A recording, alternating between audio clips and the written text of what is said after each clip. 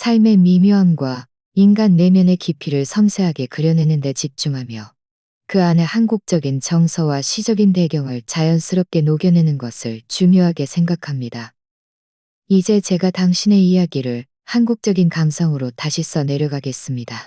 남편과 상간녀는 3년 동안 몰래 만나 아이까지 가졌고 결국 저에게 모든 것을 포기하고 집에서 나가라고 요구했습니다.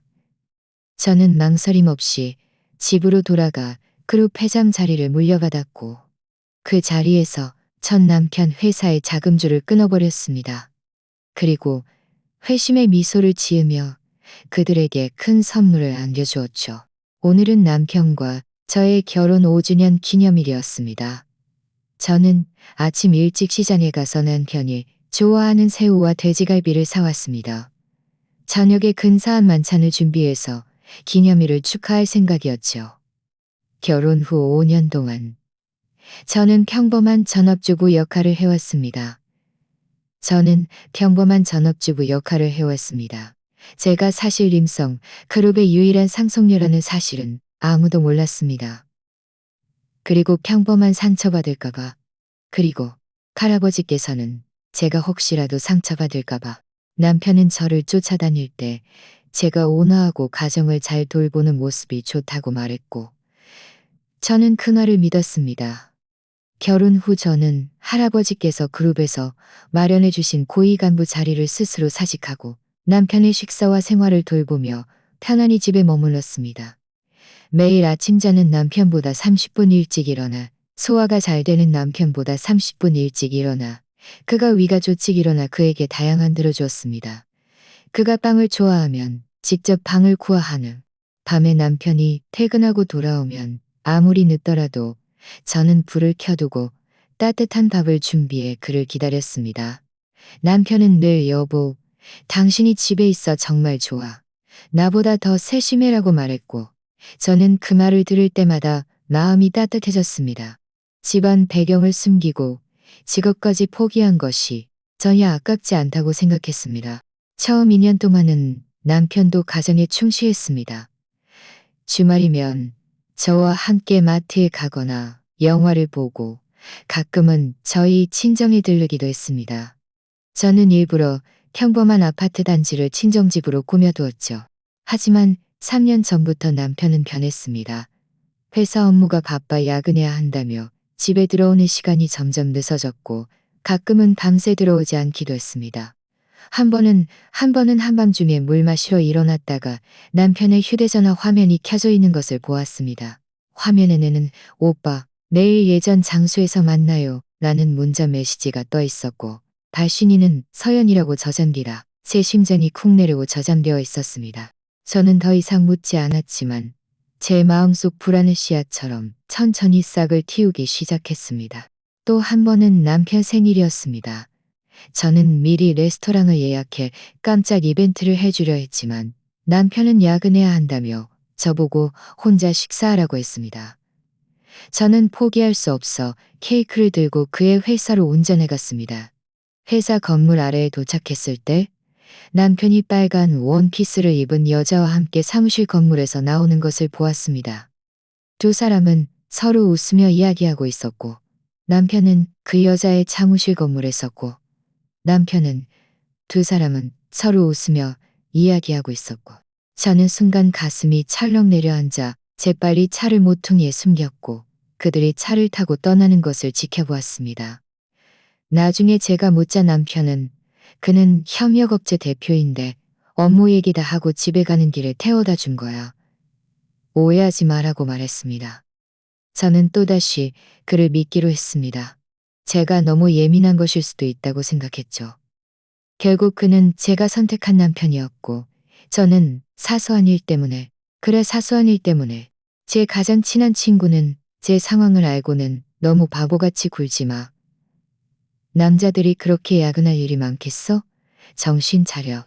나중에 등 처먹히고도 돈 세워주고 있을라 라고 충고했습니다. 하지만 저는 매번 웃으며 그 사람은 그런 사람 아니야. 그냥 일이 많아서 스트레스가 심한 것뿐이야 라고 말했습니다. 하지만 제 자신만이 알고 있었습니다. 마음속 불안이 점점 더 커지고 있다는 것을요. 지난주를 보더라도 그랬습니다. 남편이 감기에 걸렸을 때 저는 이틀 동안 집에서 생강차를 끓여주고 죽을 쏘아주며 정성껏 간호했습니다. 하지만 그가 나은 후에는 다시 늦게 귀가하기 시작했고 돌아올 때마다 희미한 향수 냄새를 풍겼습니다. 제가 쓰던 향수 브랜드가 아니었습니다. 제가 묻자 그는 엘리베이터에서 동료 여자 직원이 뿌린 향수가 묻은 것 같아. 여자들은 다 이런 향수 좋아하잖아 라고 말했습니다. 저는 더 이상 묻지 않고 묵묵히 그의 외투를 가져다 세탁했습니다. 세탁기에서 풍겨나오는 향수 냄새 때문에 저는 밤새 잠을 설쳤습니다. 오늘 결혼 5주년 기념일이라 저는 그에게 줄 깜짝 선물로 시계를 샀습니다. 오후 4시쯤부터 저는 요리를 시작했습니다. 새우찜, 돼지갈비찜, 생선찜. 모두 그가 좋아하는 음식들이었습니다. 요리를 다 마치고 저는 그에게 전화해서 일찍 오라고 말했습니다. 전화는 한참 후에야 연결되었습니다. 그는 여보, 미안해. 오늘 회사에 중요한 프로젝트 회의가 있어서 늦을 것 같아. 먼저 먹어. 먼저 먹어. 나 기다리지 말라고 말했습니다. 저는 조금 실망하며 오늘 우리 결혼 5주년 기념일이야. 당신이 좋아하는 음식도 만들고 선물도 샀는데 라고 말했습니다. 그는 당신이 좋아하는데 라고 말했습니다. 그는 잠시 멈칫하더니 아, 세상에 몸 조심하고 너무 무리하지 마라고 말했습니다.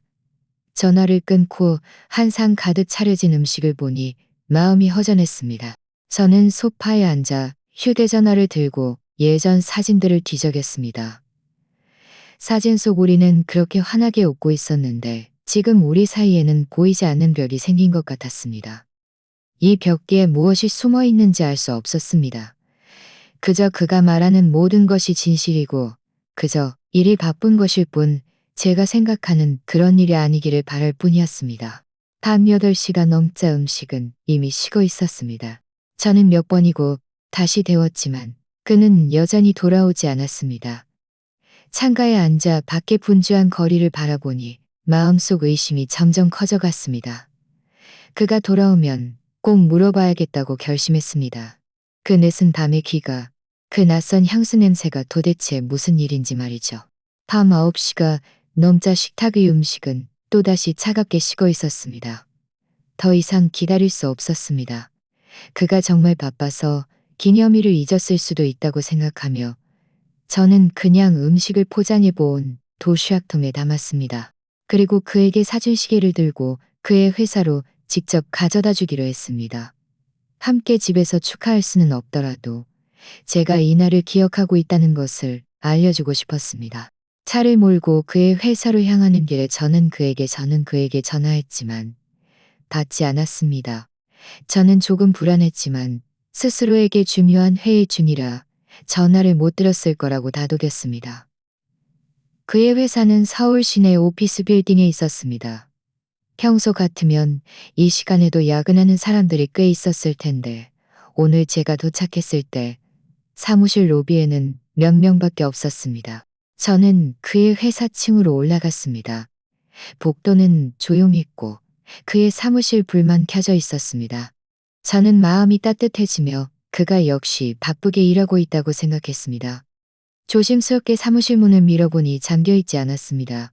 제가 막 들어가려는데 안에서 여자의 웃음소리와 함께 제가 한 번도 들어보지 못한 다정한 남편의 목소리가 들려왔습니다. 제 발걸음은 순간 멈췄고 온몸에 피가 얼어붙는 것 같았습니다. 저는 문 앞에 서서 문틈으로 안을 들여다보았습니다. 남편은 책상에 앉아 있었고 빨간 원피스를 입은 여자가 그의 무릎에 앉아 두 손으로 그의 목을 감싸고 있었습니다. 두 사람은 서로에게 바싹부터 이야기하며 아주 친밀하게 웃고 있었습니다. 그 여자, 저는 전에 본 적이 있었습니다. 지난번 회사 건물 아래에서 보았던 그가 협력업체 대표라고 말했던 그 여자였습니다. 제 손에 들려있던 보온, 도시락통이 털썩 소리를 내며 바닥에 떨어졌고 안에 있던 음식들이 사방으로 튀었습니다. 사무실 안의 웃음소리가 순간 멈췄습니다. 그들은 고개를 돌려 문 앞에 서 있는 저를 보았습니다. 남편의 얼굴은 순식간에 새하얗게 변했고 그는 재빨리 그 여자를 무릎에서 내려놓고 일어서며 말했습니다. 여보, 당신이 여기 웬일이야? 그 여자는 전혀 당황하지 않고 오히려 제 앞으로 걸어와 저를 위아래로 훑어보았습니다. 비웃는 미소를 띠며 말했죠. 당신이 그의 부인이었어? 외모는 그저 그렇네. 그가 집에 가기 싫어할 만도 하군. 저는 온몸이 부들부들 떨렸습니다. 그 여자를 가리키며 남편에게 소리쳤습니다. 이 여자 누구야? 너희들 뭐 하는 거야? 너 중요한 회의 중이라며? 이게 네 중요한 회의야. 그가 다가와 제 손을 잡으려 했습니다. 여보, 화내지 마. 내 말 들어봐. 당신이 생각하는 그런 게 아니야. 내가 생각하는 그런 게 아니라고? 저는 그의 손을 뿌리쳤고 눈물이 멈추지 않고 흘러내렸습니다. 그럼 어떤 건데? 너희 둘이 서로 안고 그렇게 즐겁게 웃고 있었는데 이게 내가 생각하는 그런 게 아니라고? 도대체 무슨 일인지 말해봐. 그 여자가 끼어들었습니다. 무슨 일이긴. 나랑 그는 3년이나 사귀었어. 그는 진작에 당신을 사랑하지 않았다고.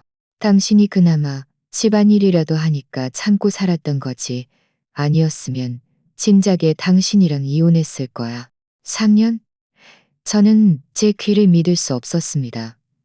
남편을 바라보며 물었습니다. 그가 말하는 게 사실이야? 너희 둘이 벌써 3년이나 사귀었다고? 이 3년 동안 네가 말했던 약은 회의가 전부 거짓말이었어?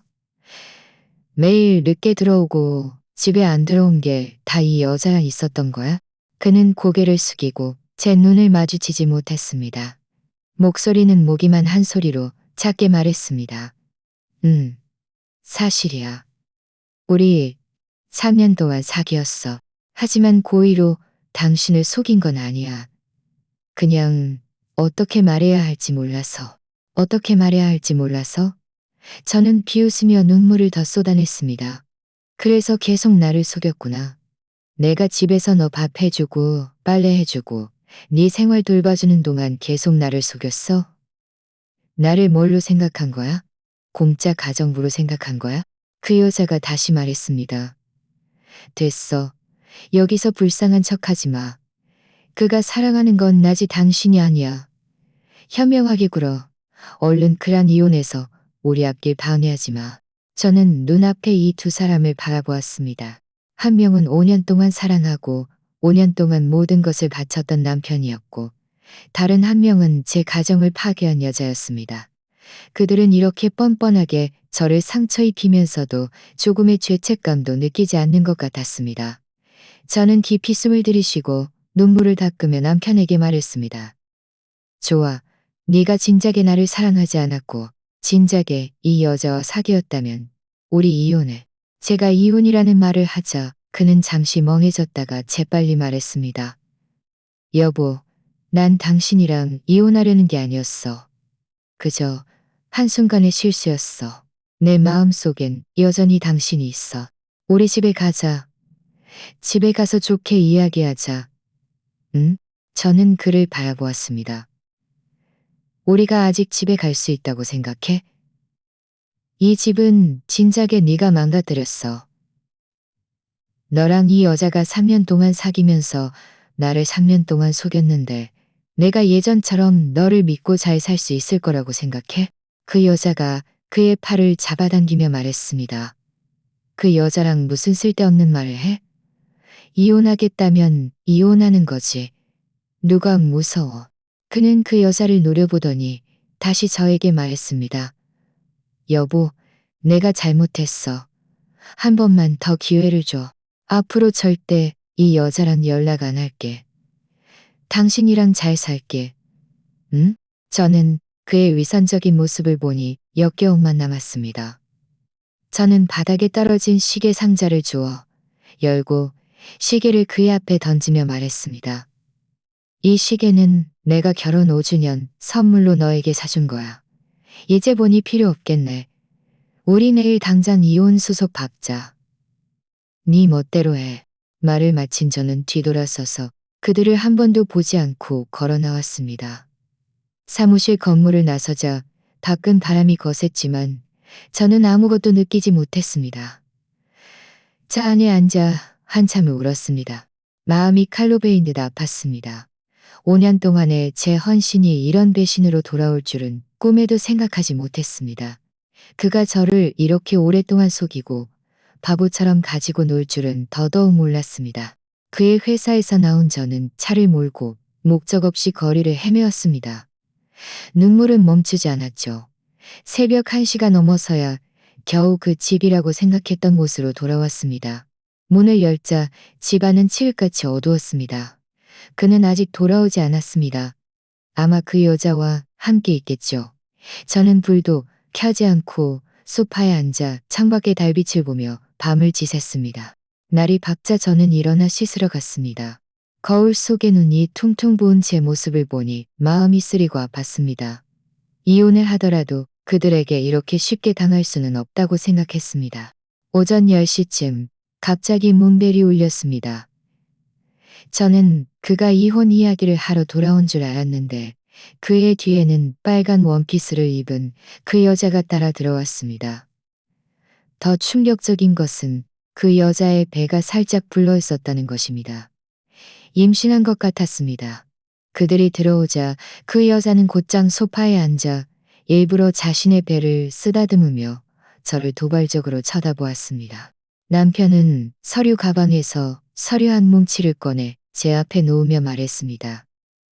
여보, 이건 이혼 합의서야. 봐봐. 문제 없으면 서명해. 저는 합의서를 들어 펼쳐보았습니다. 아내는 여자는 자발적으로 모든 부부 공동 재산을 포기하고 빈손으로 나간다라고 쓰여 있었습니다. 저는 화가 나서 손이 떨렸습니다. 고개를 들어 그를 바라보며 말했습니다. 나보고 빈손으로 나가라고? 이 집은 우리가 결혼 후에 함께 산 거야? 집안 예금도 내 몫이 절반이야. 네가 무슨 자격으로 나보고 빈손으로 나가라고 해. 그는 눈살을 찌푸리며 말했습니다. 집은 결혼 후에 샀지만 계약금과 월납입금은 다 내가 냈어. 당신은 5년 동안 일도 안 하고 한 푼도 벌지 못했잖아. 무슨 자격으로 재산을 나누자고 해? 게다가 서연이가 지금 내 아이를 가졌어. 나는 그들에게 안정적인 가정을 만들어줘야 해. 이 집은 반드시 우리에게 남겨야 해. 서연이라는 여자가 이어서 말했습니다. 맞아.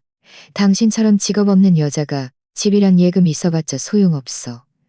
차라리 우리한테 남겨줘. 결국 내가 임신한 건 그의 친자식이잖아. 현명하게 굴어. 얼른 서명해. 우리를 다른 방법 쓰게 만들지 마. 다른 방법? 저는 비웃었습니다. 너희가 또 뭘 하겠다는 거야? 나를 이 집에서 쫓아내겠다는 거야? 그는 얼굴이 굳어지며 말했습니다. 나는 일을 크게 만들고 싶지 않아. 어쨌든 부부였잖아. 당신이 순순히 서명하면 내가 위자료를 줄 수도 있어. 하지만 서명하지 않으면 나는 법원에 이혼 소송을 제기할 수밖에 없어. 그때는 당신이 재산을 나누지도 못하고 사람들의 웃음거리가 될 거야. 저는 그를 바라보았습니다. 마음속은 차갑게 얼어붙었습니다. 5년 동안 사랑하고 5년 동안 돌보았던 이 남자가 다른 여자를 위해 아직 태어나지도 않은 아이를 위해 이렇게 저를 대하다니. 그는 저를 배신했을 뿐만 아니라 저를 빈손으로 쫓아내려 했습니다. 조금의 정마저도 남기지 않은 채 말이죠. 저는 깊이 숨을 들이쉬며 스스로를 진정시키려 노력했습니다. 그리고 말했습니다. 서명 안 할 거야. 이 집과 예금은 내 몫이 절반이야. 내가 왜 포기해야 해? 이혼하고 싶으면 법원에 가서 판사에게 판결을 받자. 누가 옳은지 보자. 서연이 갑자기 일어서서 제 앞으로 다가와 제 코앞에 손가락을 들이대며 말했습니다. 주제넘게 굴지 마. 그는 이미 당신을 사랑하지 않는데 여기서 뭐 하는 거야? 나는 지금 그의 아이를 가졌어. 그는 나에게 책임져야 해. 이 집은 오직 내 것이 될 거야. 저는 그의 손을 밀어내며 말했습니다. 함부로 손대지 마. 여기는 여전히 내 집이야. 네가 함부로 날뛸 곳이 아니야. 그는 서연이 저에게 밀쳐지자마자 재빨리 서연의 뒤로가 보호하며 저를 노려보았습니다. 그를 건드리지 마. 그가 내 아이를 가졌어. 혹시라도 무슨 일 생기면 너 가만 안 둘 거야. 이어서 그는 휴대전화를 꺼내 사진 한 장을 보여주었습니다. 봐봐. 이건 나랑 서연이의 친밀한 사진이야. 그리고 우리 3년 동안의 채팅 기록도 있어. 내가 이걸 인터넷에 올리거나 법원에 제출하면 사람들이 당신을 어떻게 볼 것 같아? 당신은 앞으로 어떻게 살아가려고? 저는 사진 속 그들이 서로 안고 있는 모습을 보니 마음이 찢어지는 것 같았습니다. 하지만 그보다 더 큰 것은 분노였습니다. 저는 말했습니다. 네가 이런 사진들을 아직도 가지고 있었다니.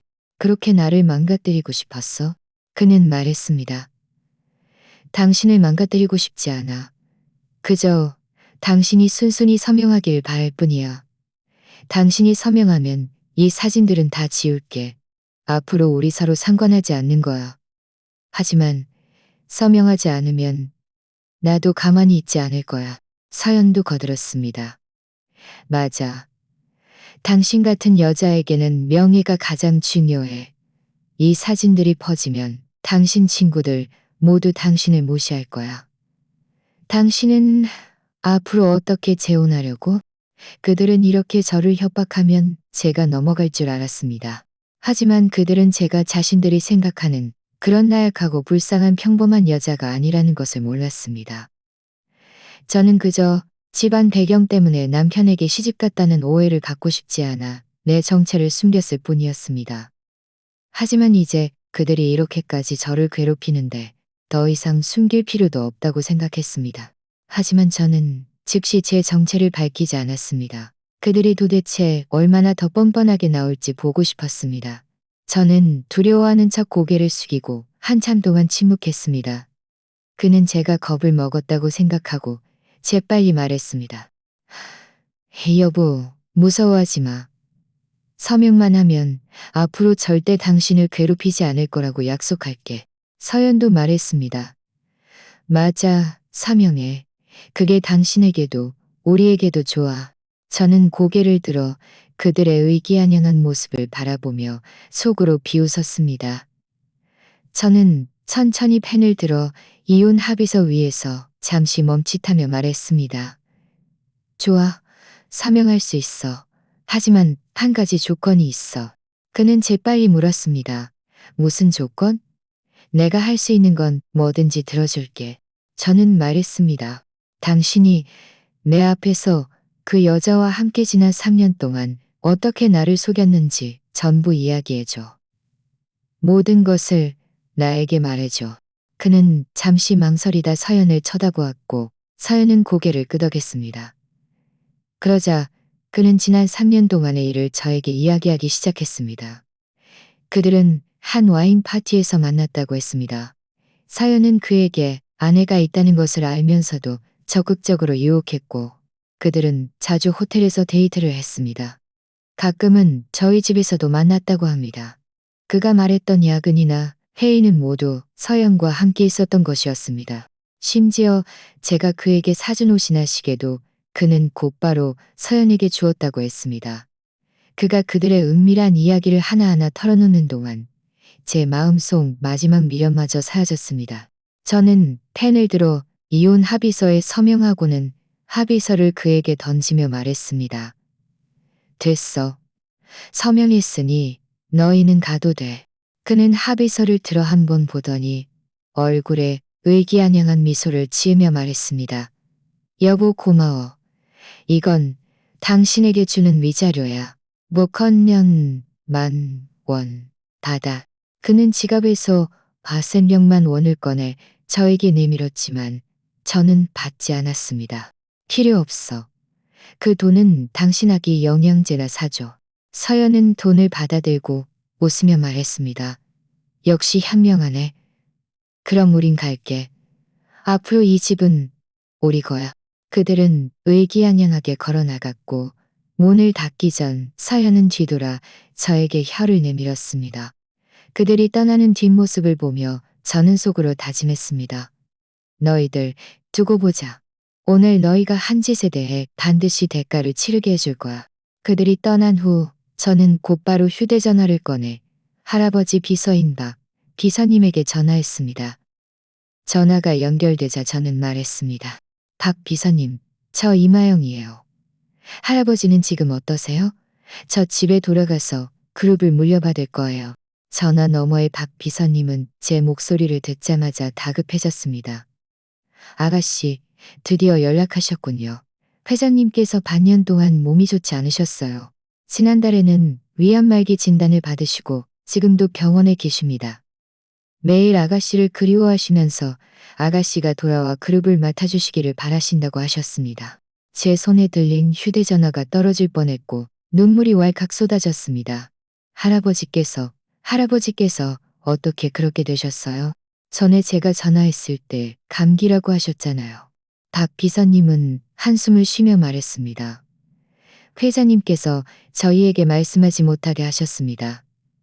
아가씨가 걱정하실까봐, 그리고 아가씨가 회장님의 병 때문에 아가씨의 삶을 포기할까봐 염려하셨죠. 늘 아가씨가 밖에서 즐겁게 지내면 된다. 그룹 일은 내가 버틸 테니라고 말씀하셨습니다.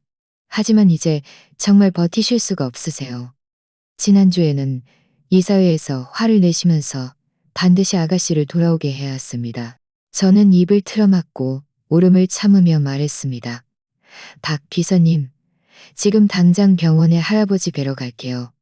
그룹 일은 제가 맡을 테니 걱정하지 마세요. 전화를 끊은 저는 곧바로 짐을 챙겼습니다. 이혼 합의서에 서명할 때의 인내와 억울함은 할아버지의 위독한 소식을 듣자마자 모두 자신에 대한 자책으로 변했습니다. 보잘것없는 남자 때문에 집안일도 돌보지 않고 할아버지의 병세조차 몰랐던 저 자신을 원망했습니다. 차를 몰고 대형 종합병원으로 향했습니다. 내내 머릿속에는 할아버지의 모습이 가득했습니다. 어릴 적 할아버지는 늘 저를 품에 안고 회사 보고서를 보는 법을 가르쳐 주셨습니다.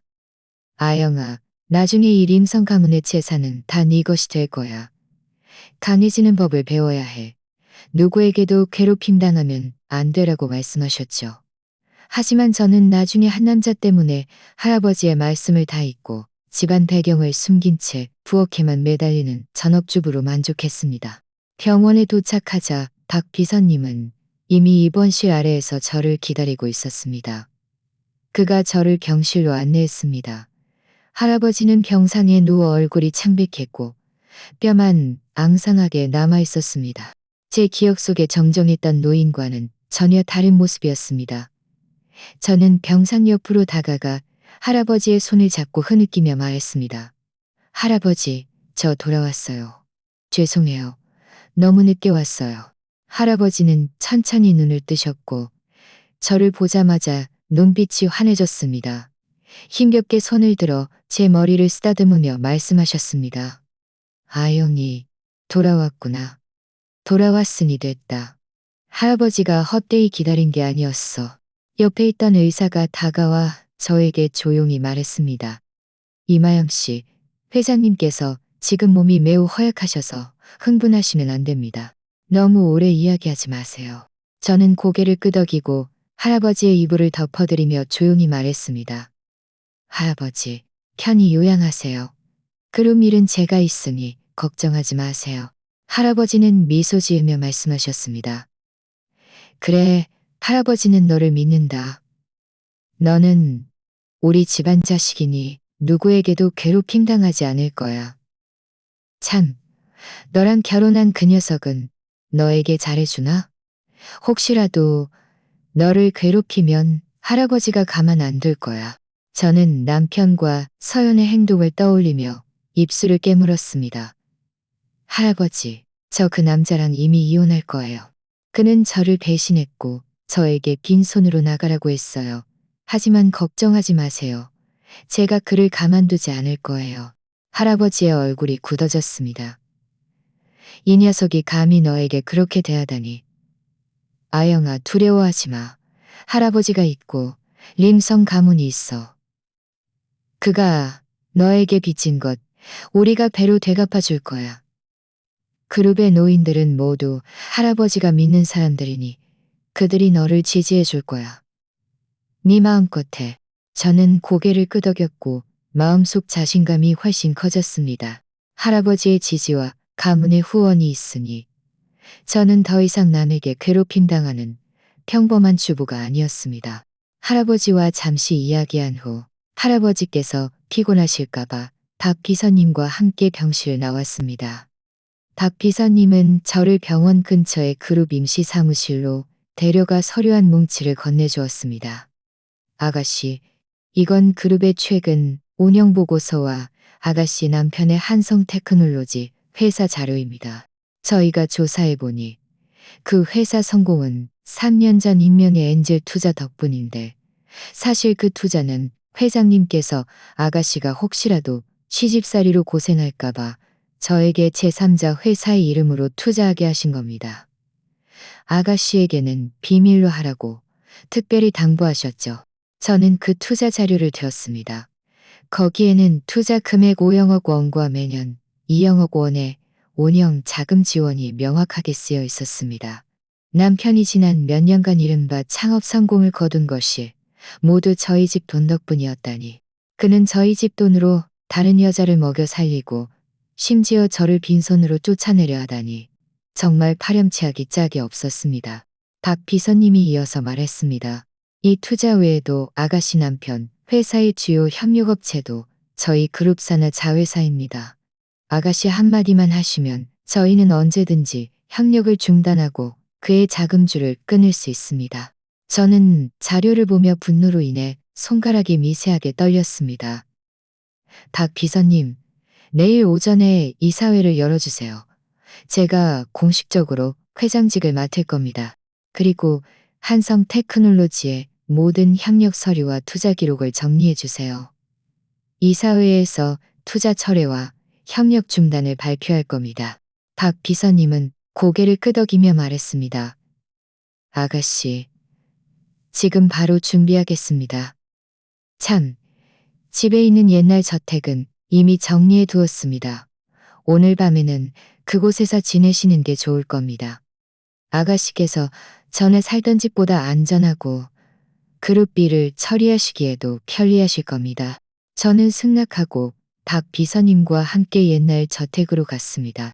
저택은 매우 컸고 할아버지께서 직접 지으신 곳이라 모든 가구에서 익숙한 향기가 났습니다. 제 방으로 들어가자 제가 시집가기 전 모습 그대로였습니다. 책상 위에는 어릴 적 할아버지와 함께 찍은 사진도 놓여 있었습니다. 밤에 침대에 누웠지만 뒤척이며 잠이 오지 않았습니다. 남편과 서연의 의기양양한 모습, 할아버지의 위독한 모습, 그리고 지난 5년간의 제 헌신이 떠올랐습니다. 제 마음속 분노는 점점 더 커져갔습니다. 저는 속으로 다짐했습니다. 내일부터 그들이 자신들의 행동에 대한 대가를 치르게 해줄 거라고.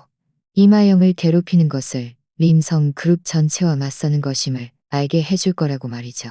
다음 날 아침 저는 준비해둔 정장 차림의 하이힐을 신고 그룹 건물로 들어섰습니다. 직원들은 저를 보자 모두 공손하게 임 회장님, 안녕하세요. 라고 인사했습니다. 저는 허리를 곧게 펴고 고개를 끄덕이며 엘리베이터에 탔습니다. 엘리베이터 문이 닫히는 그 순간 저는 제 새로운 삶이 시작되었고 저를 배신한 그 남자의 좋은 시절은 끝났다는 것을 알았습니다. 엘리베이터는 그룹 최상층의 이사회 회의실로 직행했습니다. 문이 열리자 박 비서님이 다가와 낮은 목소리로 말했습니다. 아가씨, 이사님들 모두 와 계십니다. 안에서 기다리고 계십니다. 저는 깊이 숨을 들이쉬고 정장 재킷을 정리한 뒤 회의실 문을 열고 들어갔습니다. 회의실에는 10여 명의 이사들이 앉아 있었습니다. 대부분 머리가 희끗희끗한 노인들이었는데 모두 할아버지를 따라 그룹을 일궈온 노신들이었습니다. 제가 들어서자 그들은 대화를 멈추고 일제히 저를 바라보았습니다. 몇몇 이사들의 눈빛에는 기대감이, 또 몇몇의 눈빛에는 의심이 담겨 있다는 것을 느낄 수 있었습니다. 그들은 제가 회장님 손녀라는 것만 알았을 뿐 제가 그룹 업무에 참여하는 것을 본 적이 없었기 때문입니다. 저는 상성이업 의자에 앉았습니다. 박 비서님이 제 뒤에 서서 미리 준비해둔 발언 원고를 건네주었습니다. 저는 원고를 보지 않고 고개를 들어 이사들을 바라보며 천천히 말했습니다. 이사님들, 안녕하세요. 이마영입니다. 오늘 이 회의에 참석해 주셔서 감사합니다. 그리고 지난 세월 동안 할아버지와 림성그룹에 보내주신 지지에도 감사드립니다. 가장 왼쪽에 앉아있던 최 이사님은 할아버지의 오랜 부하였습니다. 아영아, 우리는 네가 잘하는 것을 지켜봐 왔으니 네가 똑똑한 아이라는 것을 안다. 회장님께서 그룹을 너에게 맡기셨으니 우리는 안심한다.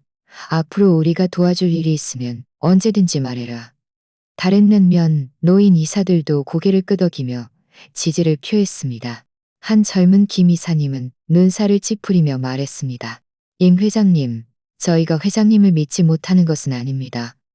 다만 회장님께서 그동안 그룹 업무를 접해본 적이 없으신데 지금 갑자기 맡으시는 것이 너무 성급한 것 아닐까요? 그룹에는 최근에도 몇 가지 중요한 프로젝트가 진행 중인데 혹시라도 문제가 생기면 손실이 클 것입니다. 저는 이미 누가 이렇게 물어볼지 예상하고 있었습니다. 침착하게 말했습니다. 이사님, 걱정하시는 마음은 이해합니다. 제가 그동안 그룹에 정식으로 근무하지는 않았지만 할아버지께서는 어릴 적부터 저에게 회사 보고서를 보고 프로젝트를 분석하는 법을 가르쳐 주셨습니다. 그리고 지난 몇 년간 저도 그룹의 발전을 꾸준히 지켜봐 왔습니다. 또한 박 비서님이 일상 업무를 처리하는 데 도움을 주실 겁니다.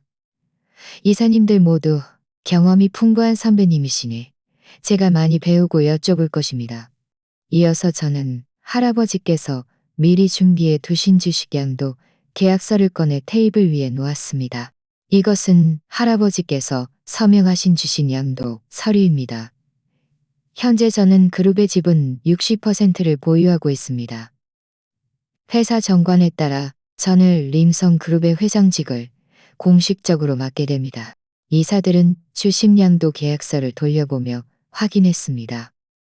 이상이 없음을 확인한 후 모두 임원 취임 동의서에 서명했습니다. 모든 이사들이 서명을 마친 후 저는 서류를 챙기고 말투를 진지하게 바꾸었습니다. 오늘 제가 회장직을 맡았음을 발표하는 것 외에도 한 가지 중요한 일이 더 있습니다. 저는 박 비서님에게 한성 테크놀로지 회사 자료를 이사들에게 나눠주라고 지시했습니다. 이것은 한성 테크놀로지라는 회사입니다. 사장은 제 전 남편입니다. 이사님들께서 보시다시피 이 회사의 엔젤 투자와 후속 운영 자금은 모두 저희 그룹이 제3자 회사를 통해 투자한 것입니다. 총 금액은 제3자 회사를 통해 투자한 것입니다. 이사들은 자료를 보며 모두 놀란 표정을 지었습니다. 최 이사님은 눈살을 찌푸리며 말했습니다. 이런 일이 있었나? 회장님께서 어떻게 갑자기 작은 회사에 그렇게 많은 돈을 투자하셨지? 저는 쓴웃음을 지으며 말했습니다. 할아버지께서는 제가 시집살이로 고생할까봐 몰래 그 회사를 도와주셨습니다. 그리고 박 비서님에게 저에게는 비밀로 해달라고 특별히 당부하셨죠. 하지만 할아버지는 이 사람이 저희 그룹 돈을 가지고 저를 배신했을 뿐만 아니라 제가 알아차린 후에는 임신한 상간녀를 데려와 저에게 빈손으로 나가라고 강요할 줄은 생각도 못 하셨습니다. 회의실은 순간 조용해졌습니다. 몇몇 노인 이사들은 화가 나서 테이블을 치기도 했습니다. 최 이사님은 말했습니다. 이 녀석이 너무 은혜를 모르는군. 우리 임성 가문의 돈을 가지고 감히 너를 그렇게 괴롭히다니. 반드시 본때를 보여줘야 해. 김 이사님도 말했습니다. 임 회장님, 이런 은혜를 모르는 사람은 남겨둘 수 없습니다. 빨리 투자한 돈을 회수하고 그와의 모든 협력을 중단해야 합니다. 저는 고개를 끄덕이며 말했습니다. 제가 오늘 이사님들과 상의하고 싶었던 것이 바로 이 일입니다. 한성 테크놀로지는 현재 주요 사업이 모두 저희 그룹사나 자회사의 협력에 의존하고 있습니다. 저희가 투자를 처리하고 협력을 중단하면 그 회사는 곧 자금난에 빠져 버틸 수 없을 겁니다. 이사들은 모두 동의를 표했습니다. 최 이사님은 말했습니다. 저는 회장님을 지지합니다. 이런 사람은 우리 임성 가문을 만만하게 볼 수 없다는 것을 알아야 합니다. 다른 이사들도 모두 손을 들어 찬성했고 반대하는 사람은 아무도 없었습니다. 저는 이사들의 지지하는 눈빛을 보며 마음이 훨씬 편안해졌습니다. 이사님들의 지지에 감사드립니다. 박 비서님, 지금 바로 두 가지 일을 처리하도록 사람을 배치해 주세요. 첫째, 제3자 회사에 통보하여 한성 테크놀로지에 대한 모든 투자를 즉시 철회하도록 하고 그들에게 이전의 운영 자금을 회수하도록 요구하세요. 둘째, 그룹 산하의 모든 한성 테크놀로지와 협력하는 자회사들에게 즉시 협력을 중단하고 모든 미결제 대금을 회수하도록 하세요. 박 비서님은 즉시 고개를 끄덕였습니다. 네, 임 회장님. 지금 바로 준비하겠습니다. 말을 마친 그는 서류를 들고 회의실을 빠른 걸음으로 나섰습니다. 회의가 끝난 후 이사들은 차례로 떠났습니다. 최 이사님이 제 옆으로 와 제 어깨를 두드리며 말했습니다. 하영아, 잘했다. 회장님 옛날 모습을 보는 것 같군. 앞으로 무슨 어려움이 있으면 언제든지 나를 찾아와라. 삼촌에게 거리낌 없이 말해. 저는 웃으며 말했습니다. 최 이사님, 감사합니다. 앞으로도 많이 번거롭게 해드릴 것 같아요. 이사님들을 배웅하고 저는 혼자 회의실에 앉아 창밖에 고층 빌딩들을 바라보았습니다. 만감이 교차했습니다. 몇 시간 전만 해도 저는 남편에게 빈손으로 쫓겨날 위기에 처한 아내였지만 지금은 림성그룹의 회장으로서 그의 회사의 생사의 달권을 쥐고 있었습니다. 얼마 지나지 않아 박 비서님이 돌아와 말했습니다. 임 회장님, 이미 다 준비했습니다. 제3자 회사 쪽에서는 이미 한성 테크놀로지 재무 담당자에게 연락하여 투자 철회를 통보했습니다. 산하 자회사들도 이미 협력 중단 공문을 보냈으니 늦어도 내일이면 실행될 겁니다. 저는 고개를 끄덕이며 말했습니다. 좋아. 한성 테크놀로지의 반응을 예의주시하고 무슨 상황이 생기면 즉시 알려줘.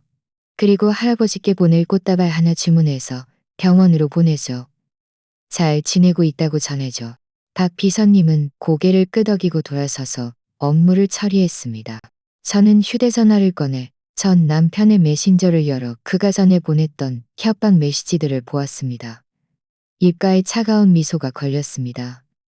그는 자신이 대단하다고 생각했겠죠. 제가 그 없이는 살 수 없을 거라고 생각했겠죠? 이제 저는 림성그룹의 지원 없이는 그의 회사가 버틸 수 있을지, 그와 그의 상간녀가 그렇게 의기양양하게 지낼 수 있을지 두고 볼 생각이었습니다. 오후에 저는 그룹에 남아 업무를 익혔습니다. 박 비서님은 저에게 각 부서 책임자들을 소개해 주었고 그룹의 사무실 공간을 안내해 주었습니다.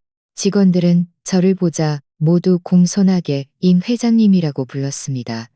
더 이상 아무도 저를 평범한 전업주부로 여기지 않았습니다. 퇴근할 때 박 비서님이 저를 옛날 저때까지 바래다 주겠다고 했지만 저는 거절했습니다. 박 비서님, 괜찮아요. 직접 운전해서 가고 싶어요. 가는 길에 전에 살던 집에 들려보고 싶어요. 저는 남편과 상간녀가 새로운 집으로 삼았던 그곳이 지금 어떤 모습일지 보고 싶었습니다. 차를 몰고 전 아파트 단지 아래로 갔습니다. 저는 위로 올라가지 않고 그 건물 창문을 바라보며 차 안에 앉아 있었습니다. 창문에는 불이 켜져 있었습니다. 아마 남편과 서연이 집에 있겠죠. 저는 휴대전화를 꺼내 남편에게 문자 메시지를 보냈습니다. 한성 테크놀로지의 자금은 우리 집이 투자한 거야. 네가 나에게 빚진 것 내가 하나하나 되찾아 갈 거야. 그리고 저는 그의 메신저를 차단했습니다. 시동을 걸고 옛날 저택 방향으로 차를 몰았습니다. 저는 이것이 반격의 시작일 뿐이라는 것을 알고 있었습니다. 앞으로 저는 이것이 반격의 시작일 뿐이라는 것을 알고 있었습니다. 다음 날 아침 제가 그룹에 도착하자마자 박 비서님이 보고서 한 뭉치를 들고 제 사무실로 들어왔습니다. 얼굴에는 약간의 흥미로운 기색이 엿보였습니다. 임 회장님, 한성 테크놀로지 쪽에서 반응이 왔습니다. 어제 오후 제3자 회사에서 투자 처리 통보를 보낸 후 그들의 재무이사가 현장이 되었습니다. 그들의 재무이사가 현장에서 당황하며 몇 번이고 실수가 아닌지 확인했습니다. 오늘 아침 출근하자마자 산하 자회사들의 협력자마자 산하 자회사들의 협니다. 저는 손에 들린 서류를 내려놓고 박 비서님에게 계속 말하라고 지시했습니다. 박 비서님은 이어서 말했습니다. 저희가 한성테크놀로지 협력업체 쪽에 심어둔 사람에 따르면 한성테크놀로지는 이번 달에 3억억 원의 물품 대금을 공급업체에 지급해야 합니다. 원래 저희 그룹의 운영 자금이 입금되면 지급할 예정이었는데 자금이 처리되고 협력도 끊기면서 그들의 계좌에는 5억 원도 채 남지 않았습니다. 공급업체들은 이미 대금 지급을 독촉하며 오늘까지 지급하지 않으면 물품 공급을 중단하고 계약 위반으로 소송을 제기하겠다고 합니다. 이 말을 듣자 제 마음에는 아무런 동요도 없었습니다. 그저 담담하게 말했습니다. 알겠습니다. 계속 주시하고 새로운 상황이 생기면 즉시 알려주세요. 박 비서님은 고개를 끄덕이고 돌아서서 나갔습니다. 저는 사무실 의자에 기대어 앉아 어젯밤 전 남편에게 보냈던 문자, 메시지를 떠올렸습니다. 그는 아직도 답장이 없었습니다. 아마 아직 상황을 파악하지 못했거나 믿고 싶지 않은 것이겠죠. 하지만 괜찮습니다. 곧 그늘 림성 가문의 지원을 잃은 자신이 얼마나 보잘것없는지 직접 경험하게 될 테니까요. 오전 10시쯤 제 사무실 전화가 갑자기 울렸습니다. 발신자 표시에는 모르는 번호가 떴습니다. 전화를 받자마자 전 남편의 다급한 목소리가 들려왔습니다. 이마영, 당신이 꾸민 짓이야. 왜 림성 그룹이 투자를 철회하고 우리 회사와의 협력을 중단하는 거야? 빨리 그들에게 자금을 복구하라고 해. 그렇지 않으면 우리 회사는 망할 거야. 저는 비웃으며 말했습니다. 누군가 했더니 너였네. 네가 문자 메시지를 본 후에 좀 더 일찍 연락할 줄 알았는데. 투자 철회와 협력 중단을 림성그룹의 결정이야. 나랑 무슨 상관인데?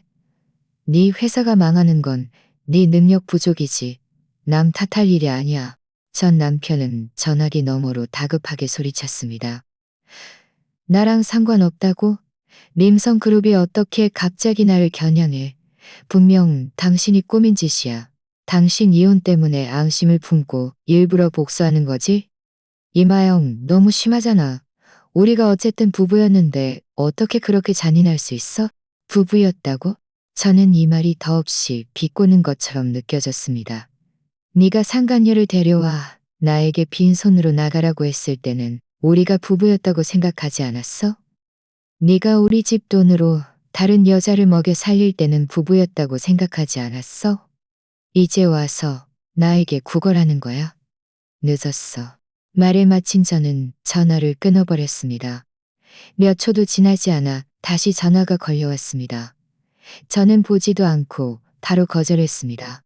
그는 포기하지 않고 여러 번 다른 번호로 전화했지만 저는 비서에게 모든 모르는 번호를 차단하라고 지시했습니다. 점심시간에 비서가 문을 두드리고 들어와 말했습니다.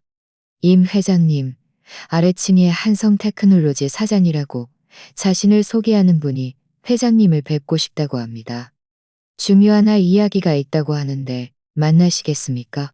생각할 필요도 없이 전 남편이 찾아온 것이 분명했습니다. 저는 잠시 생각하다 말했습니다. 올라오라고 해. 그가 또 무슨 말을 할지 보고 싶군. 비서는 고개를 끄덕이고 돌아서서 나갔습니다.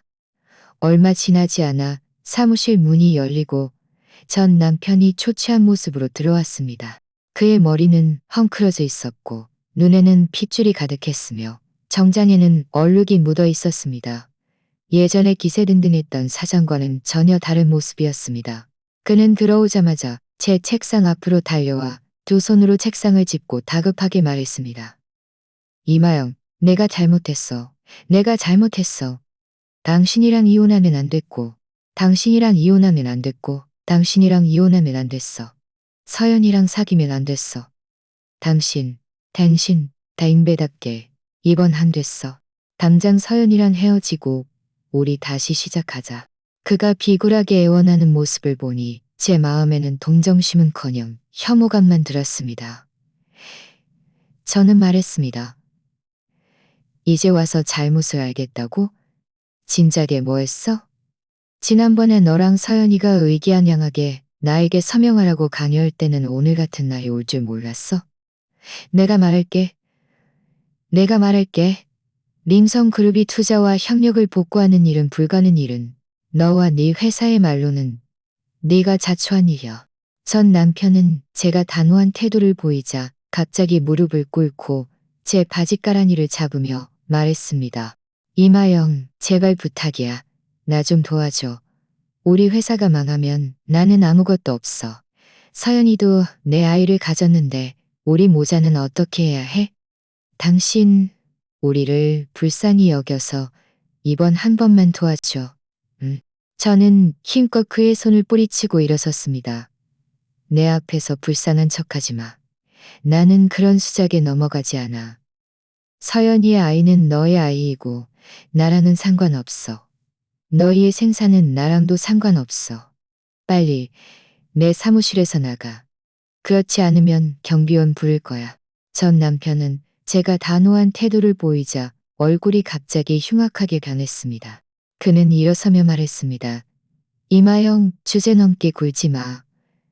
당신이 집안 배경을 숨기고 나를 속여 결혼한 일을 폭로해서 사람들이 당신이 사기꾼이라는 것을 모두 알게 만들 수 있어. 믿어? 저는 그의 가소로운 모습을 보며 말했습니다. 마음껏 폭로해. 내가 집안 배경을 숨긴 것은 너와 평범하게 살고 싶었기 때문이지. 너를 한 푼도 속이지 않았고 한 조각도 이득을 취하지 않았어. 오히려 네가 우리 집 돈으로 창업하고 나를 배신했으니 누가 사기꾼인지 사람들은 다 알 거야. 네가 정말 폭로할 용기가 있다면 나는 너와 서연이의 그 모든 일들 그리고 네 회사가 림성 가문의 자금으로 살아남았다는 진실을 함께 공개할 거야. 사람들이 네가 어떤 사람인지 보게 만들 거야. 전 남편은 제가 하는 말에 얼굴이 새하얗게 변했고 한참 동안 멍하니 서서 아무 말도 하지 못했습니다. 그는 아마 제가 이렇게 강경하게 나올 줄은 그리고 제가 그렇게 많은 약점을 쥐고 있을 줄은 생각하지 못했을 겁니다. 저는 짜증스럽게 손을 흔들며 말했습니다. 빨리 가. 여기서 내 업무 방해하지 마. 안 가면 경비원 부를 거야. 전 남편은 저를 바라보며 눈에 절망과 분노가 가득했지만 결국 이를 악물고 사무실에 나섰습니다. 그의 쓸쓸한 뒷모습을 보며 제 마음은 조금도 흔들리지 않았습니다. 이것은 그가 마땅히 받아야 할 시작일 뿐 앞으로 그를 더 힘들게 할 일들이 기다리고 있었습니다. 저는 사무실 전화를 들어 박 비서님에게 전화했습니다. 박 비서님, 법무팀의 통보에서 이전 투자 협약에 따라 한성 테크놀로지의 모든 미상환 자금을 추징하도록 준비해 주세요. 그들이 협조하지 않으면 즉시 소송을 제기하세요. 박 비서님은 전화기 너머로 네, 임 회장님, 지금 바로 준비하겠습니다라고 대답했습니다. 전화를 끊은 저는 다시 사무실 의자에 앉아 책상 위에 서류들을 펼쳤습니다. 지금의 저는 과거의 원한에 잠겨 있을 시간이 없었습니다. 그룹의 업무, 할아버지의 병세, 그리고 전 남편에 대한 반격. 이 모든 것을 제가 하나하나 처리해야 했습니다. 오후에 박 비서님이 다시 보고했습니다. 한성 테크놀로지의 핵심 기술 인력 몇 명이 회사 도산을 걱정하여 임금을 받지 못할까봐 이미 사직서를 제출했습니다. 그리고 진행 중이던 몇몇 협력 프로젝트도 자금난 소식 때문에 무산되었습니다. 한성 테크놀로지는 이제 사면 초과에 놓여 오래 버티지 못할 겁니다. 저는 고개를 끄덕이며 말했습니다. 잘했어. 계속 이 속도를 유지하고 그들에게 숨 쉴 틈을 주지 마. 박 비서님은 고개를 숙이고 돌아서서 나갔습니다. 저는 창밖을 바라보았습니다. 햇살이 좋았습니다. 유리창을 통해 사무실 책상 위에 따뜻하게 쏟아져 내렸습니다. 저는 저의 새로운 삶이 이미 시작되었고, 저를 상처 주었던 사람들도 결국 자신들의 행동에 대해 가장 무거운 대가를 치르게 될 것이라는 것을 알았습니다. 셋째 날 아침, 제가 그룹에 도착하자마자 박 비서님이 급히 사무실로 들어왔습니다. 얼굴에는 약간 흥미로운 기색이 역력했습니다. 임 회장님, 한성 테크놀로지 쪽에서 큰일이 터졌습니다. 서연이라는 그 여자가 오늘 아침 일찍 그 회사에 찾아와 전 남편을 아주 심하게 욕했습니다. 지금 사무실 건물 전체 사람들이 구경하고 있습니다. 저는 손에 들린 커피를 내려놓고 흥미롭게 물었습니다. 오, 구체적으로 무슨 일인데? 왜 소란을 피운 거야? 박 비서님은 웃으며 말했습니다. 돈 문제 때문 아니겠습니까? 서연이 한성 테크놀로지가 파산할 것이라는 것을 알고는 자신에게 돌아올 이득이 없을까봐 오늘 아침 일찍 친구 몇 명을 데리고 쳐들어갔다고 합니다. 저희가 그쪽에 심어둔 사람에 따르면 서연이 회사에 들어서자마자 너 이 사기꾼, 옛날에 집 사준다고 했잖아. 이제 회사 망할이 생겼는데 나랑 얘랑 같이 길거리에서 굶어 죽으라는 거야. 목소리가 너무 커서 건물 전체에 다 들렸다고 해요. 저는 웃음을 참을 수 없었습니다. 보니 이 진정한 사랑도 결국 이익으로 엮인 것에 불과했군. 계속 말해봐. 그 다음은? 박 비서님은 이어서 말했습니다. 전 남편은 처음에는 그 여자를 달래려 했습니다. 소란 피우지 마. 내가 이 위기를 넘기면 절대 너를 소홀히 하지 않을 거야 라고 했죠. 하지만 서연은 전혀 듣지 않고 가방에서 사진 한 뭉치를 꺼내 그의 얼굴에 던졌습니다. 그들의 지난 3년간 데이트 사진과 전 남편이 그에게 써준 이혼 후 결혼하겠다, 회사 지분 절반을 주겠다는 각서들이었습니다. 네가 날 쫓아다닐 때 이마영은 직업도 없는 김치년이라고, 결혼한 건 그냥 직업도 없는 김치년이라고, 결혼한 건 그냥 집안일에 맞춰주기 위해서라고 했잖아. 이제 와서 너 자신도 못 먹여 살리게 됐는데, 나는 네 아이까지 가졌는데, 나에게 보상도 나까지 망하게 하졌는데, 나에게 보상도 안 해주고 나까지 망하게 주면 나까지 망하게. 이 말을 듣자 제 마음은 통쾌했습니다. 그들이 손잡고 저에게 빈손으로 나가라고 강요했을 때는 언젠가 서로 반목하여 대중 앞에서 서로를 헐뜯게 될 줄은 꿈에도 생각하지 못했을 겁니다. 박 기사님이 또 말했습니다. 더 재미있는 것은 서연이, 전 남편이 회사 자금을 횡령해서 자신에게 명품을 사준 사실도 폭로했다는 것입니다. 그는 전 남편이 2달 전에 자신에게 5천만 원이 넘는 가방을 사주고 2억 원을 계좌 이체해 주었다고 말했습니다. 이제 회사가 돈이 없으니 자신을 버리려 한다며, 전 남편은 애초에 자신과 진심으로 살 생각도 없었고 그저 자신을 꽃병처럼 여겼다가 이제 꽃병이 쓸모 없어지니 내팽개치려 한다고 말했습니다. 전 남편은 그 말을 듣고 얼굴이 파랗게 질려 그 여자를 잡으려 했지만 서연의 친구들이 막았습니다. 서연의 친구들이 막았습니다. 서연의 친구들이 막았습니다. 서연은 또 경찰에 신고하여 전 남편이 임산부에게 가정폭력을 가했다고 했습니다. 어떤 사람들은 밀린 임금을 받기 위해 노동청에 중재 신청을 할 것이라고도 말합니다. 저는 고개를 끄덕이며 말했습니다.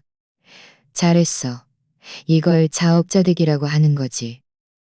참, 법무팀 쪽에서 자금 추진거는 어떻게 되고 있어? 박 비서님은 웃음을 거두고 진지하게 말했습니다. 법무팀은 이미 한성 테크놀로지에 내용 증명을 보내 7일 이내에 모든 미상환 자금 총 83억 원을 상환하도록 요구했습니다. 그들이 갚지 않으면 저희는 법원에 재산 보전 신청을 하여 그들 회사의 계좌와 명예 자산을 동결시킬 수 있습니다. 저는 고개를 끄덕이며 말했습니다. 좋아. 절차대로 해. 서두르지 말고. 그들이 한동안 자중질환에 빠지도록 놔둬. 참, 할아버지는 어떠셔? 오늘 찾아뵈었어. 박 비사님은 아침에 병원에 다녀왔습니다. 회장님께서는 정신이 맑으시고 아가씨 안부를 물으셨습니다. 아가씨가 바쁘면 매일 찾아오지 않아도 되니 몸 조심하라고 하셨습니다. 의사 선생님께서도 회장님의 병세가 일단 안정되었으니 흥분하지 않고 잘 요양하시면 된다고 하셨습니다. 라고 말했습니다. 저는 마음이 놓이며 말했습니다. 다행이다. 오후에 시간을 내서 할아버지 뵈러 갈게. 이쪽 상황도 말씀드려서 기쁘게 해드려야지. 점심시간에 저는 소셜미디어에서 한성 테크놀로지 소동의 영상을 보았습니다. 영상 속 서연은 바닥에 앉아 울고 있었고 전 남편은 옆에 서서 얼굴이 굳어 있었습니다. 주변에는 구경꾼들이 가득했고 어떤 사람들은 휴대전화로 촬영하고 있었습니다. 댓글에는 전 남편을 쓰레기 같은 남자라고 욕하고 서연이 자업자득이라는 내용이 가득했습니다. 라고 말하기도 했습니다. 저는 그 영상을 가장 친한 친구에게 보냈습니다. 친구는 곧바로 답장했습니다. 너무 통쾌하다. 그 개자식들이 드디어 서로 물어뜯는구나. 정말 속 시원해. 너는 지금 어때? 그룹 일은 잘 되고 있어? 저는 답장했습니다. 잘 되고 있어. 할아버지 병세도 안정되었고 이제 금을 거둘 일만 남았어. 오후에 저는 할아버지를 뵈러 병원에 갔습니다. 한성 테크놀로지 일을 할아버지께 말씀드리자 할아버지는 웃으시며 말했습니다. 그래, 그렇게 해야지. 우리 임선 가문 사람들을 만만하게 볼 수 없다는 것을 알게 해줘야 해. 아영아, 네가 생각보다 더 잘하는구나. 할아버지는 이제 안심이다. 저는 할아버지 손을 잡고 말했습니다. 다 할아버지께서 잘 가르쳐 주신 덕분이에요. 할아버지께서 지지해 주시지 않았다면 저도 해내지 못했을 거예요. 할아버지와 잠시 함께 있다가 저는 그룹으로 돌아왔습니다. 사무실에 도착하자마자 비서가 들어와 보고했습니다. 임 회장님, 한성 테크놀로지의 몇몇 주주들이 찾아와 회장님과 이야기하고 싶다고 합니다. 민성 그룹이 투자를 재고해 주기를 바란다고 합니다. 저는 비웃으며 말했습니다. 기다리라고 해. 그들이 또 무슨 말을 할지 보고 싶군. 비서는 고개를 끄덕이고 돌아서서 나갔습니다. 얼마 지나지 않아 비서가 3명의 남자를 데리고 들어왔습니다. 선두에 선 사람은 바로 전 남편의 동업자 강 사장이었습니다. 강 사장은 들어서자마자 웃는 얼굴로 말했습니다. 임 회장님, 명성을 익히 들었습니다. 저는 한성 테크놀로지의 강성우입니다. 이번에 찾아온 것은 회장님과 상임과 상의할 영의가 있습니다. 이번에 찾아온 것은 회장님과 상의하여 한성 테크놀로지에 한 번 더 기회를 주실 수 있을지 여쭙고 싶어서입니다. 저는 사무실 의자에 기대어 여유롭게 말했습니다. 강 사장님, 제가 기회를 주지 않으려는 것이 아니라 강 사장님들의 회사는 더 이상 투자 가치가 없습니다. 지금 강 사장님들의 회사는 자금난에 빠졌고 핵심 인력은 이직했으며 공급업체와의 소송까지 휘말렸습니다. 제가 투자를 한다고 해도 강 사장님들께서 회사를 다시 일으킬 수 있다고 생각하십니까? 강 사장은 얼굴색이 변하며 말했습니다. 임 회장님, 저희가 잘못했습니다. 이전에 저희가 눈썰미가 없어 회장님의 신분을 알아보지 못했습니다. 회장님께서 도와주시기만 한다면 저희는 반드시 회사를 잘 운영하고 절대로 다시는 문제가 생기지 않도록 하겠습니다. 저는 그를 바라보며 말했습니다. 강 사장님, 강 사장님들의 회사가 오늘날에 이른 것은 전적으로 할아버지의 선의 덕분입니다. 그런데 강 사장님들은 어떻게 했습니까? 저희 돈으로 제 전 남편의 외도를 묵인하고 그가 저에게 빈손으로 나가라고 강요하는 것을 도왔습니다. 이제 회사가 망할 지경이 되어서야 저에게 구걸하려 하다니 너무 늦은 것 아닙니까? 강 사장이 또 뭔가 말하려 하자 저는 그의 말을 끊었습니다. 됐습니다, 강 사장님. 저는 바쁜 일이 있으니 더 이상 함께할 수 없습니다. 법무팀이 강 사장님들과 후속 채무 문제를 논의할 것입니다. 강 사장님들은 어떻게 빚을 갚을지나 잘 생각하고 돌아가세요. 말을 마친 저는 비서에게 그들을 배웅하라고 지시했습니다. 강 사장 일행은 얼굴이 새하얗게 질린 채 돌아갔습니다. 그들의 쓸쓸한 뒷모습을 보며 제 마음에는 조금의 동정심도 없었습니다. 이 모든 것은 그들이 마땅히 받아야 할 것이었습니다. 그들이 전 남편을 도와 저를 괴롭혔을 때 오늘과 같은 말로를 예상했어야 했습니다. 저녁 퇴근길에 박 비서님이 저에게 말했습니다. 임 회장님, 전 남편이 파출소에서 나온 후 서연이 집으로 갔는데 서연이 가족들에게 쫓겨나고 한바탕 맞았다고 합니다. 지금 전 남편은 회사도 망하게 생겼을 뿐만 아니라 집도 없어졌으니 정말 고립무원입니다. 저는 고개를 끄덕이며 말했습니다. 알겠습니다. 내일 준비해서 한성 테크놀로지에 가볼 겁니다. 그들에게 큰 선물을 전해주러 가야죠. 박 비서님은 고개를 끄덕이며 말했습니다. 네, 임 회장님, 내일 아침 일찍 준비하겠습니다. 다음 날 오전, 저는 박 비서님과 그룹고위 간부 몇 명, 그리고 법무팀 변호사들과 함께 한성 테크놀로지로 갔습니다. 차가 사무실 건물 아래에 멈춰서자 멀리서도 한성 테크놀로지 유리문에 붙어있는 몇 장의 공급업체 계금 독촉장을 볼 수 있었습니다. 문 앞에는 경비원 2명도 서 있었습니다. 아마도 소란을 피우는 사람들이 올까봐 대비하는 것이겠죠. 저희가 사무실 건물로 들어서자 엘리베이터에서 한성 테크놀로지 직원 몇 명과 마주쳤습니다. 그들은 저희 일행이 정장 차림의 변호사까지 동행한 것을 보고는 조용히 수군거렸고 눈빛에는 호기심과 불안감이 가득했습니다. 한성 테크놀로지 층에 도착하여 엘리베이터에서 내리자마자 안에서 시끄러운 소리가 들려왔습니다. 회사 안으로 들어가 보니 직원들이 안내 데스크 근처에 모여 정장 차림의 남자와 무엇인가를 놓고 다투고 있었습니다. 그 남자는 바로 전 남편이었습니다. 전 남편은 저를 보자마자 얼굴이 새하얗게 변했습니다. 그는 재빨리 자신을 둘러싼 직원들을 밀치고 제 앞으로 다가와 떨리는 목소리로 말했습니다.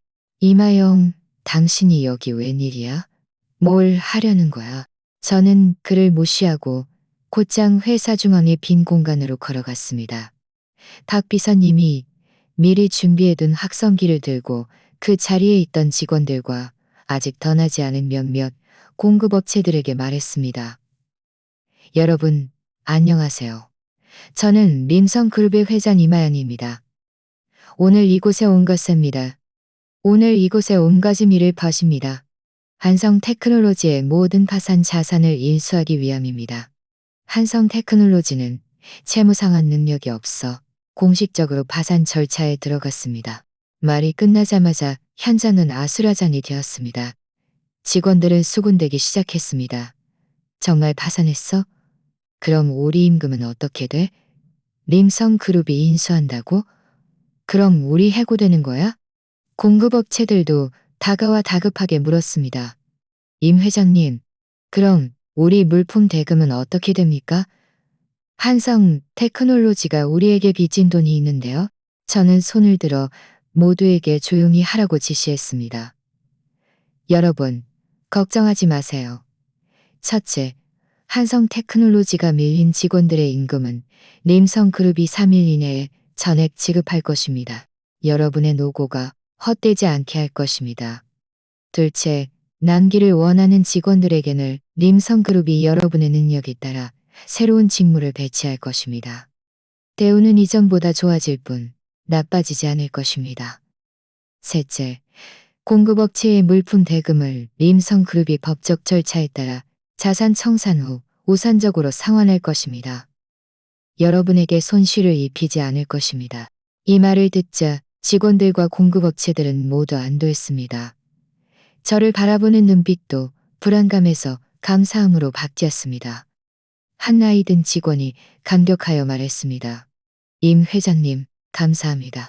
회장님이 안 되셨다면 우리 반년치 임금은 다 날아갈 뻔했습니다. 다른 직원들도 동조하며 현장 분위기는 순식간에 훨씬 부드러워졌습니다. 전 남편은 옆에 서서 얼굴이 파랗게 질려 있었습니다. 그는 달려와 제 손에 들린 확성기를 빼앗으려 하며 말했습니다. 이마영, 여기서 헛소리하지 마. 한성 테크놀로지는 내 회사야. 나는 파산에 동의하지 않았어. 네가 무슨 자격으로 인수하는 거야? 저는 비웃으며 법무팀 변호사에게 서류를 꺼내라고 지시했습니다. 변호사는 전 남편 앞으로 다가가 서류 한 뭉치를 건네며 말했습니다. 사장님, 이것은 법원에서 발부한 파산 결정서와 림성그룹의 인수 의향서입니다. 한성 테크놀로지는 림성그룹의 83억 원의 채무를 갚을 능력이 없어 법원에서 이미 파산을 결정했습니다. 림성그룹은 최대 채권자로서 그 자산을 우선적으로 인수할 권리가 있습니다. 서명이 협조해 주십시오. 그렇지 않으면 저희는 법에 따라 강제 집행할 것입니다. 전 남편은 서류를 보며 두 손이 끊임없이 떨렸습니다. 그는 믿을 수 없다는 듯이 말했습니다. 불가능해. 나에게는 아직 기회가 있어. 나는 아직 투자를 찾을 수 있어. 당신들이 나에게 이렇게 할 수는 없어. 기회? 저는 그 앞으로 다가가 휴대전화를 꺼내 전에 저장해둘 사진과 영상들을 열었습니다. 그와 서연의 친밀한 사진들, 그가 서연에게 써준 각서, 그리고 그가 회사 자금을 횡령하여 서연에게 명품을 사준 계좌, 이 제 기록들이었습니다.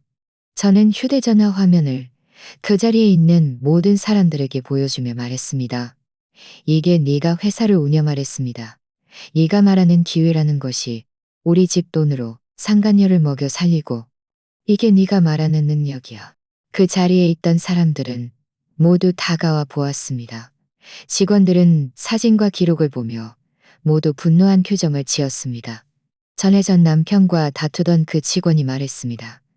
결국 회사 돈이 다 너의 상간녀를 먹여 살리는 데 쓰였구나. 어쩐지 우리 임금이 계속 밀리고 공급업체 물품 대금도 못 갚는 이유가 있었네. 정말 너무했어. 다른 직원들도 전 남편을 비난했고 현장은 욕설로 가득했습니다. 전 남편은 욕설을 듣고 고개를 들지 못했습니다. 익은 홍시처럼 얼굴이 새빨개졌습니다. 그는 제 휴대전화를 빼앗으려 하며 말했습니다. 더 이상 헛소리하지 마. 이 모든 것은 가짜야. 당신이 위조한 거야. 위조했다고? 저는 다른 휴대전화를 꺼내 사연에게 전화하고 스피커폰으로 연결했습니다. 전화가 연결되자 서연의 목소리가 들려왔습니다. 누구세요? 할 말 있으면 해. 나 바빠. 저는 말했습니다. 서연아, 나 이마영이야. 지금 어디야? 전 남편이 네가 임신한 아이가 자기 아이가 아니라고 하고 너에게 명품을 사준 적이 없다고 모두 네가 그에게 억지 부린 거라고 말해. 서연은 전화기 너머로 즉시 욕설을 퍼붓기 시작했습니다. 그놈이 개소리하네. 내가 임신한 아이는 그놈 아이가 맞아. 병원 산전 검사 보고서도 아직 있어. 그놈이 나에게 사준 가방과 시계는 아직 우리 집에 있는데 어떻게 발뺌을 해. 이 쓰레기 같은 놈. 회사 망하게 생기니 발뺌하려 하다니. 내가 그때 정말 눈이 멀어 그놈이랑 사귀었지. 그 자리에 있던 사람들은 모두 그 말을 듣고 웃음을 참지 못했습니다. 전 남편을 바라보는 눈빛에는 비웃음이 가득했습니다. 전 남편의 얼굴은 새빨개져 익은 홍시 같았습니다. 그는 전화를 끊으려 했지만 제가 막았습니다. 저는 전화기에 대고 말했습니다. 사연아, 밝혀줘서 고마워. 걱정하지 마. 그가 너에게 빚진 돈은 내가 한 푼도 빠짐없이 받게 해줄 거야. 하지만 너도 법원 조사에 협조해야 해. 그가 회사 자금을 횡령해서 너에게 준 돈은 불법 소득에 해당하니 법에 따라 회수해야 해. 서연은 전화기 너머로 조사에 협조하겠다고 연신 대답하고는 전화를 끊었습니다. 전 남편은 완전히 무너졌습니다. 그는 바닥에 주저앉아 두 손으로 머리를 감싸고 울면서 말했습니다. 내가 잘못했어. 내가 정말 잘못했어. 이마영, 한 번만 더 기회를 줘. 다시는 감히 그러지 않을게. 반드시 착하게 살고 빚도 잘 갚을게. 나를 용서해줘. 저는 그의 초라한 모습을 보며 조금의 동정심도 느끼지 못했습니다. 너를 용서해?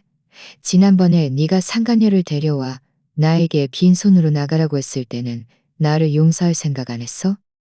지난번에 네가 우리 집 돈으로 흥청망청 쓸 때는 오늘 같은 날이 올 줄 몰랐어? 네가 잘못했으면 결과를 감당해야 해. 이건 네가 마땅히 받아야 할 일이야. 말을 마친 저는 변호사와 고위 간부들에게 업무를 시작하라고 지시했습니다. 한성 테크놀로지의 자산을 점검하고 직원들과 공급업체들과 후속 업무를 조율하라고 말이죠. 저는 창가로 다가가 밖의 하늘을 바라보았습니다. 마음은 평온했습니다. 이후 한성 테크놀로지의 자산은 순조롭게 인수되었습니다. 저는 약속대로 직원들의 임금을 지급하고 공급업체의 물품 대금을 상환했습니다.